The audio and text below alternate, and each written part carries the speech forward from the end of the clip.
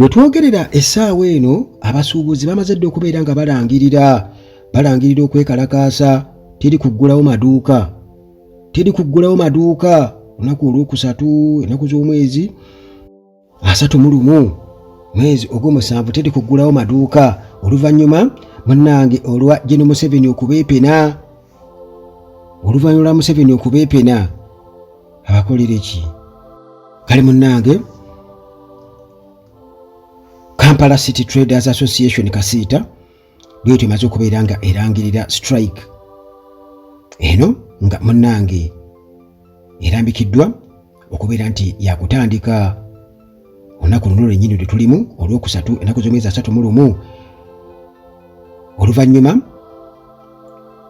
lw'ekibwatukira okusalawo ekibwatukira Museveni okusalawo ekibwatukira n'abeera nga asazizzaamu ensisinkano gye baali bategese obulungi okubeera nga bamusisinkana.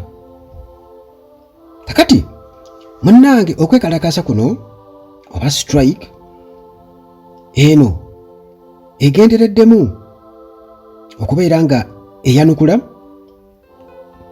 okusoomoozebwa oba okulemesebwa okusisinkana General Museveni okukwasaganya ensonga munnange ez'omuggundu mu business community naddala munnange ezikwatagana ku musolo n'okuvuganya okuliwo okuteekeddwawo munnange abantu abava ebweru ba foreigners competition y'amaanyi wakati waabwe n'abasuubuzi baffe abaawano. Kasiita spokesperson Issa Ssekitto bw'atyo yalaze okwemulugunya kuno obutali bwenkanya mu nsonga eno okusalawo okusazaamu ensisinkano eno gye babadde baliramu essuubi ennyo eri General Museveni nti oba oliawo munnanga nti buli kimu kiri eriye yasalawo tewaliwo kwegamba kyebalede oyitanga bonogamba nti government policy nti kati ekyo bakiseetinga kyaggwa. Okukiseetinga okuggwa kiba kitegeeza nti kiba kigenda kunyiga bannansi kubanga tebakidizayingira ku mbeera z'abantu mu reality y'ensonga lwaki okiraba nti biba tebikola. Abantu bagamba bino biri inapplicable wano tebijja kusobola kubeera nga biteekebwa mu nkola naye abasajja babireeta ne babipaatiikawo bupaatiisi kubanga bo bafa kimu kunyuunyunta. Kakati munnange abasuubuzi nga babategeeza nga bayita ku mutimbagano abasuubuzi baffe manyi kati wano waliwo kye bayita kulengeza wano obubaka bwa WhatsApp bwe babasindikidde ku WhatsApp ne babasindikira WhatsApp voice message okuva eri minisita wa Kampala Minsa Kabanda Katula n'abavoicingira nti ensisinkano gye mubadde mwesunga osisinkana General Museveni teriiyo enkya WhatsApp mubabugabane. Kati munnange information eno yali badde oba oliawo kale esimbi nga bayise makubo amalala nawo ne bayisaawo kubanga obubaka busaasaana mangu ku mikutu gya WhatsApp. Munnange bano bagambye nti method gye bakozesezza eri unprofessional nnyo etyoboola eri disrespectful naddala ku nsonga zino ezikwasaganya abasuubuzi bonna entire business community. Tosobola kuyisa bubaka bwotyo ku WhatsApp so nga ate meeting babadde bagisuubira okubeerawo obunnambiro nga Museveni agenda basisinkana ne watabaawo kwegamba ngeri yonna eri fomo kitegeeza nti bababeera bamaze okubeera nga babalengeza temulinaawo we musobola okumala ennaku nga temuggudde omummwe ne mumala omwezi bali kye bamanyi abaana muno abasomeseze. Kakati munnange meeting eno okusooka baali bagipulaninze egenda kubeerawo July nga 31 era nga basuubira okuba nti bagenda kwogera ku nsonga enkulu ennyo eziruma abasuubuzi omuli emisolo ekiba bigikibwa emingi wamu n'abo abagwira abajja muno nga bamusiga nsimbi ne bamaliriza nga ate munnange bayingidde obutale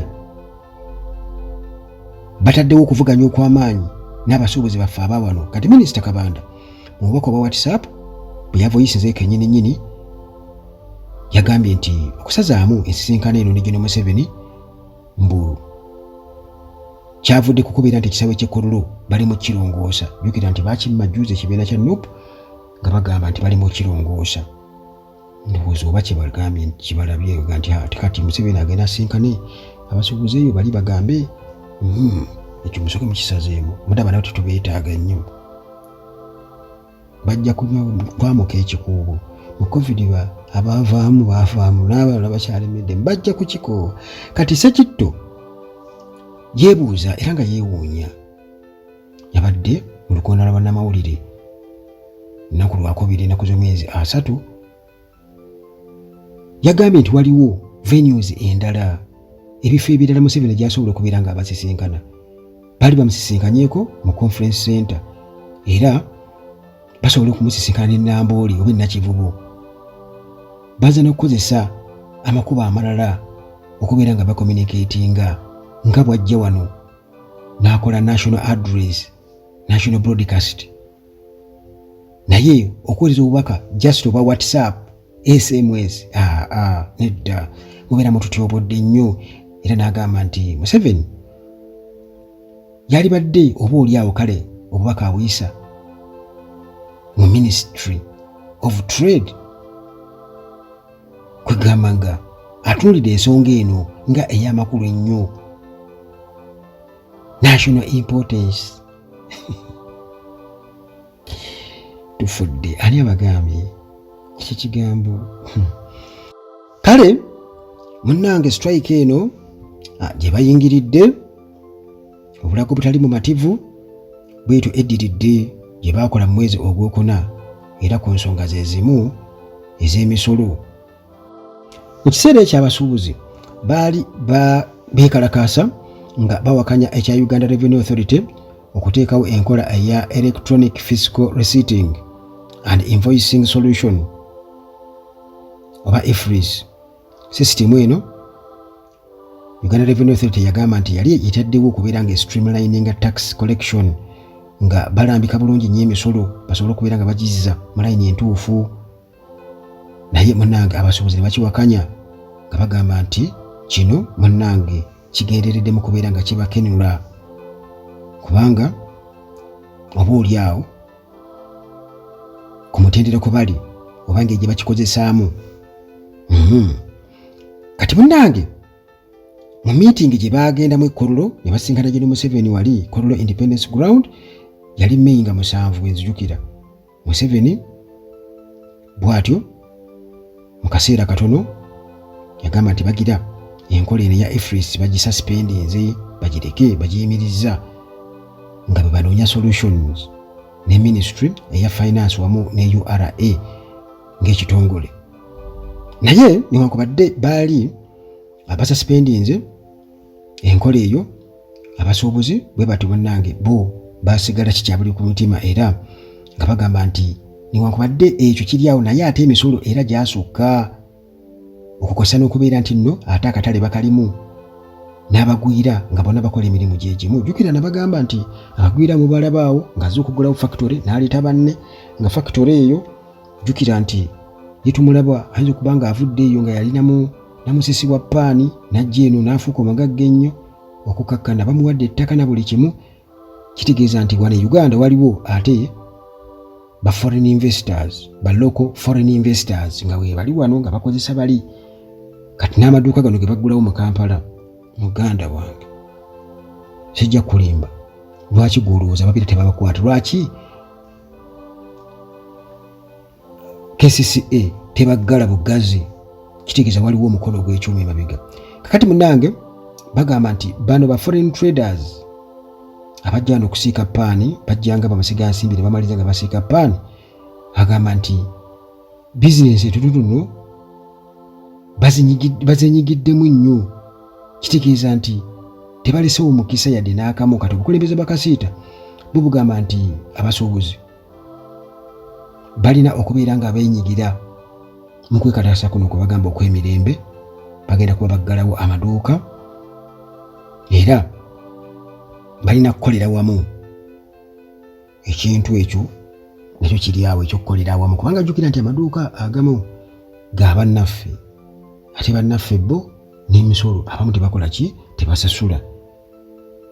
Kati waliwo ebibanyiga ng'ate bo tebikola ki tebibanyiga. Emisolo wali nti gwe bajja kukulamulira nga toli walinnya bajja kukulamulira bagambe nti aleeta obukadde kale katugeze 80 oli bamugamba leeta 4 kakati olugwa muganda wange ojje okumpiitinge nabo. Bano bwe boogerako nga ba foreign investors ate abenyigira mirimu gino ebintu ebyo bwe biyitawo wali bisasula omusolo okubatuukako wano byonna ebyo muganda wange